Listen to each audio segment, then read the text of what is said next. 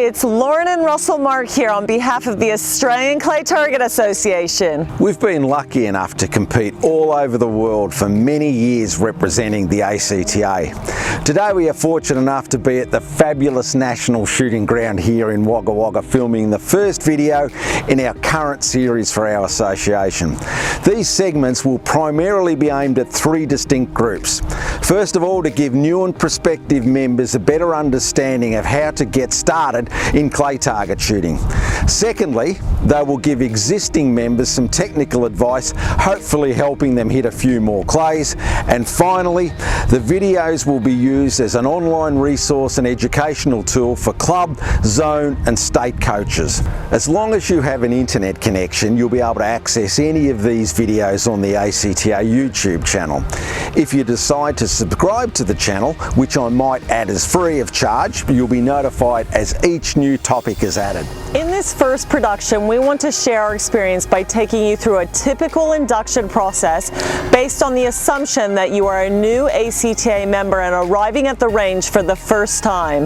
We hope all clubs can use the following tutorial to help explain the important safety issues that all shooters are expected to adhere to, and also to have a better understanding of the protocols of clay target shooting so any novice can confidently begin their journey into our wonderful sport. Your first duty when arriving at the shooting range will be to report to the administration office. Statutory identification requirements will vary from state to state, but to be safe, always carry your current shooter's license appropriate to the type of firearm you're intending on using, and always carry your ACTA booklet. This book will prove that you're a current financial member that is covered by insurance, and also without this little book you will not be able to claim any competition prizes or have your scores recorded for grading purposes. Here's another great reason to carry your proof of membership. A full financial ACTA member can participate in competitions at any ACTA affiliated club right across the country. No matter what shooting range you attend, you will be required to follow the basic safety rules. Some of these regulations are very specific to the ACTA, so today we want to go through three of the most common clay target disciplines you'll find at an ACTA affiliated club. Make sure you have the appropriate safety gear. It is recommended that you wear glasses and ear protection, either in the form of ear muffs or ear plugs. It's also advisable to purchase a shooting vest to conveniently hold your ammunition when you're on the firing line. Comfortable clothing and footwear such as runners are essential items. Avoid big bulky jackets and heavy sweaters, as they probably won't help you establish consistency in your shooting routine. And your last essential item is a can of oil. Shotguns hate moisture. Okay, so you've been given the all clear to have a shot. So how do you get your shotgun out of the case and onto the range without making everyone around you dive for cover? For a brief second, when assembling your break open shotgun, it'll be in the firing position. And now, immediately open your firearm. The great majority of clay target shooters use a break-open shotgun, or over and under as they are commonly known. Your shotgun can only be moved around the range in this position, and an easy way to carry it is like this. If you have a Category C license that lets you participate with a semi-automatic shotgun, then the slide must always be visible in the open position until it's your turn to shoot. Now remember, we're going to be hunting clay targets, not ducks. Gun slings attached to your shotgun stocks are out. You can't carry your shotgun around in a gun sleeve. They're forbidden on ACTA ranges, so you'll need a gun case. And all military shotguns are prohibited also. And it's not acceptable to practice your dry firing and gun mounting skills in the gun club's car park. Some shooting ranges will provide a designated testing area where you may even find a pattern plate like this one here. Otherwise, your shotgun must remain open until you're at a shooting station on the firing line. Most clubs won't allow your firearm to be brought inside the clubhouse when the range is operating, and smoking is to be kept outside also. You won't, however, win any friends if you try and light one up out on the firing line. And most importantly, never touch anyone else's firearm and never leave your yours unattended anywhere on the range. When you're not using your shotgun, the safest place for it to be stored is locked away here in the boot of your car. Make sure your shotgun has barrels with a minimum length of 63 centimeters. Anything less is prohibited. Nothing larger than a 12-gauge shotgun is allowed. All domestic Common Mark Championship events have an ammunition restriction of no more than 28 grams of shot, with a shot size no larger than number 6. But different events and other disciplines have their own distinct requirements. You can use your reloaded ammunition, but they must be within the manufacturer's recommended ballistic specifications. Even though you may go hunting with steel shot shells, this same ammunition may very well be prohibited at your clay target range. The same applies to the use of black powder loads. If you have any doubts, ask a range official for clarification. One thing isn't debatable: if you deliberately shoot at any form of wildlife at an ACTA range, you will be suspended. Just don't do it. Clothing is pretty relaxed, with some of the restricted items being singlets and open-toed shoes that don't have a back strap, such as thongs or flip-flops. Get it. I get it. Also banned are ridiculously short shorts and all forms of camouflage clothing. It's common sense, really. You won't be able to shoot like that. Why not? It's camo gear. No one will see me. I'll be like the Invisible Man. Most clubs will have a canteen and a bar. We recommend that if you're of the legal age and want to enjoy an alcoholic beverage, you do so after you have locked your shotgun away for the day. There's a zero tolerance at an ACTA range for intoxication or any illicit drug use when you are in charge of a firearm. Clay target shooters are famous for having a good time, and we encourage this to a point. But there is no excuse for any threatening or bullying behavior, racism, or offensive sexist comments. Our sport has a proud and impeccable safety record. In short, dangerous and unsportsmanlike conduct is not tolerated.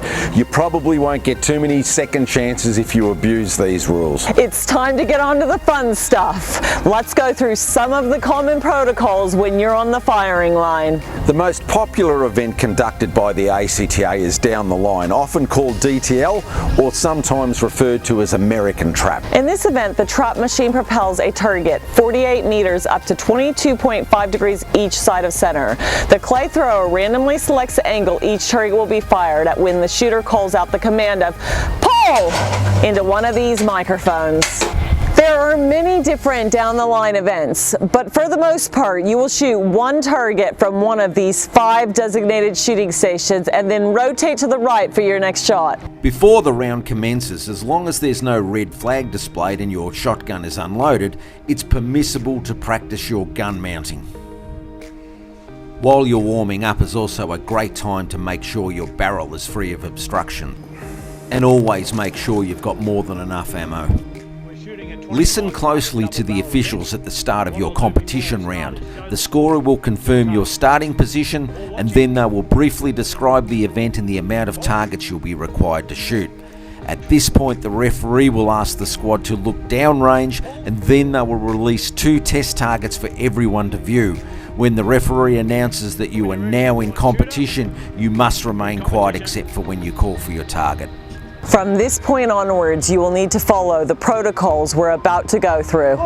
As we have previously stated, during a competition, you can only close your loaded shotgun into its firing position when it's your turn to shoot. And if you're shooting with your mates and they miss, you can't help them out by having a shot at their target also. Do this and you'll probably be asked to leave. You could have used some help like that from your mates at the last Olympics that you competed in, honey. I'm just saying. Really? Well, at least I won the Olympics. Everyone wins the Commonwealth Games. Really? How many did you win? Harsh, but fair. Take care in closing your shotgun. Keep the barrel directed downrange over the trap house and avoid closing the breech with the firearm pointing down at your feet or across the face of your other squad members. You will have 10 seconds from the time the previous shooter has shot and a result has been given on their target to call pull and shoot at yours. Once you've fired at your target and regardless of the result, you must immediately open the firearm and place your empty holes in the bins provided. You need to remain reasonably still after you have finished your shot and cleared your firearm. Wait until the person on the station to your right has completed their shot, and then you must immediately move to your next firing position. However, if the shooting station directly to your right is vacant, then you can move immediately after you've opened and cleared your shotgun of empty shells. If you're on stations 1 through 4, it's okay to leave live shot shells in the open chamber of your shotgun when moving between stations. However, on station 5, you must unload your shotgun completely before you begin your walk around to station 1. On your way back to the first station, if the referee isn't officiating from an elevated platform, if possible, please try to walk behind them so you don't interrupt their field of view. The most common distance you'll be shooting from is 15 metres behind the trap. But some handicap events will have the best shooters standing as far back as 25 metres. Remember, safety is paramount, and if for some reason the referee or a range official stops the squad and they need to go forward of the shooting line, you must completely remove any cartridges from the barrel chamber of your shotgun. If you ever see a red flag raised on the trap house, again your shotgun will need to remain open with no cartridges in the chamber. The red flag up is a common occurrence when the traps are being filled between rounds. You've missed a few up the front here. If you're in a competition and for some reason you have a shot shell malfunction, then simply keep the shotgun pointing downrange over the top of the trap house until a referee gives you further instructions. Do not attempt to open the shotgun, but more importantly, don't attempt to turn around. This doesn't happen very often, but it can be one of the most vulnerable situations you may be faced with when you're on the firing line. Our sport and golf have similar rules of etiquette in regards to making noise. Leave your phone in the car and save your comments and excuses to the end of the round. Finally, after you fire your last shot of your round, you must remain quietly on your station until the last person in the squad has fired their final shot. Make sure your shotgun is empty and then carefully check your score. If you feel your score has been recorded incorrectly, you must make the referee and the scorer aware of it before the scorecard leaves the firing line. That about covers much of the common sense DTL safety and behaviour etiquette. Most of this information will also be relevant in the other clay target events. Let's go down to the skeet ground and quickly go through some protocols relevant to that discipline. Skeet is one of the world's most traditional clay target events. It's shot in rounds of 25 targets from 8 different firing positions using 2 different clay target machines. One machine in what's called the high house, and the other machine in the low house. Safety is paramount for all the shooting disciplines, but probably more so in skeet for 2 reasons. First of all, you'll be shooting at some targets that fly straight back towards you, so eye protection is strongly advised. And secondly, because skeet has its shooting stations arranged in a semicircle across the field, it is very important, even when dodging broken pieces of clay targets traveling towards you, to be aware never to point your barrel at any time back towards the safety fence or at any spectators that may be watching. You would think that's the first time he's ever hit that target. In skeet, you only get 1 shot at each target. It is forbidden to fire 2 shots at any one clay in any situation. And you cannot load any shot shells into the chamber of your firearm until you're standing on the actual shooting station. Be conscious of where you start your barrel and, more importantly, where you finish your shot. An important safety fact to note is that on the last firing point in skeet, Station 8, which is located in the middle of the field, you cannot attempt to shoot the target once it's gone past your starting position.